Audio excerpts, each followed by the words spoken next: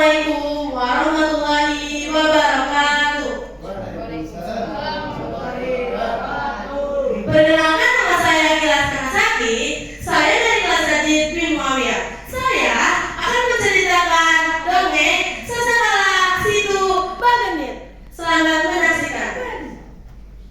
Di sebuah desa Jawa Barat, di sebelah utara kota Garut, hiduplah seorang janda kaya raya dengan harta yang berlimpah. Wanita itu bernama Nyi Andit. Di seluruh desa, ia yang paling ditakuti. Dengan kekayaannya, ia dapat apapun yang keinginannya. Banyak para penduduk desa itu minjam uang kepada Nyi Andit, meskipun harus membayar utangnya dengan bunga-bunga yang sangat tinggi. Nyi Andit juga memiliki pengawal pribadi ataupun para tukang pukul untuk menagih utang-utang dari penduduk dengan paksa. Jika salah seseorang penduduk tidak mampu membayar utangnya, berikut bunganya. Tepat pada waktunya, Nyi Andit dengan mudah menyuruh para pengawalnya untuk melakukan tindakan kekerasan. Jika musim panen tiba, betapa melimpahnya panen di rumah Nyi Andit. Suatu hari, musim paceklik pun tiba. Kelaparan pun melanda, sehingga banyak penduduk yang mengalami penyakit musim lapar. Keadaan tersebut sangat jauh berbeda dengan suasana Nyi Andit. Saat penduduk mengalami kesulitan dengan pangan, Nyi Andit justru berpresa-poya bersama keluarganya, kerabatnya, para tamunya. Sedikit pun Nyi Andit tidak berbagi dengan penduduk yang kelaparan. Teman-teman dan saudara-saudaraku, makan dan minumlah kalian sepuasnya.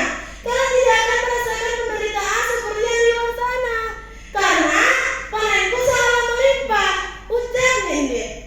Pesta yang digelar Nyi Andit sangat meriah.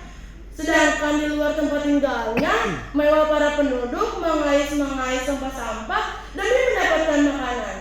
Di tengah-tengah pesta yang berlangsung, tiba-tiba pengawal Nyi Andit datang melapor. Maaf Nyi, di luar sana ada pengemis yang memaksa masuk dan membuat keributan. Sepertinya ia ingin minta sedekah, ucap pengawal Nyi Andit. Kurang ajar, berani-beraninya dia mengganggu pestaku. Cepat usir dia, aku tidak mau pestaku didengar ributnya, perintah Nyi Andit kepada pengawalnya dengan geram. Namun tanpa diduga, pengemis itu berhasil masuk ke halaman rumahnya Nyi Andit. Nyi Andit, kau benar-benar kejam dan serakah. Berikanlah kami sedikit makanan untuk orang-orang yang kelaparan, ketus pengemis itu. Kurang ajar, berani-beraninya kau berkata begitu, hai pengemis. Cepat kalian usir dia dari tempatku, teriak Nyi Andit dengan marah. Dengan sigap, pengawal Nyi Andit bergerak untuk memukul pengemis itu. Tapi sesuatu yang mengejutkan terjadi. Entah berasal dari mana pengemis itu. Para pengawal Nyi Andit terlapar berapa meter hanya dengan sekali gebrakan. Tampaknya pengemis itu bukan orang sembarangan.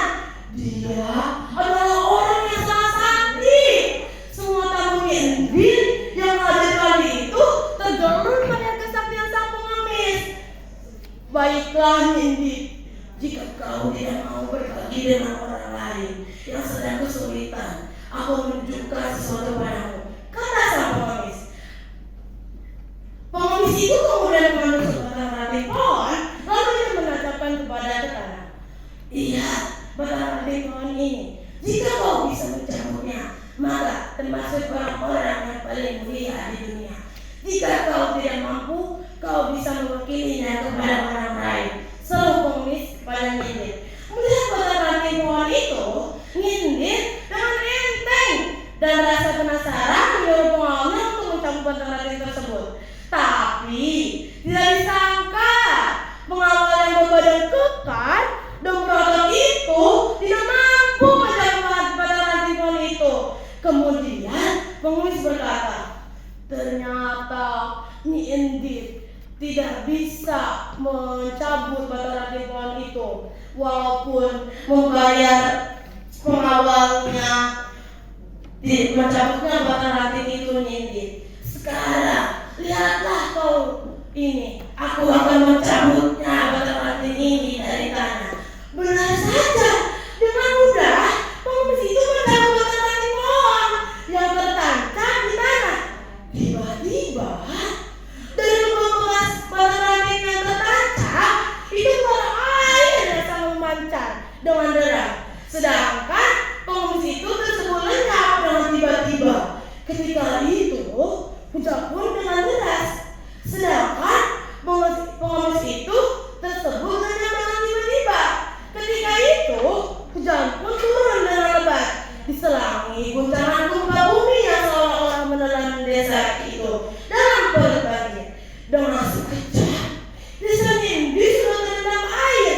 Banjir pun melanda. Kini desa itu berubah menjadi sebuah danau yang bernama Situ Bagenit.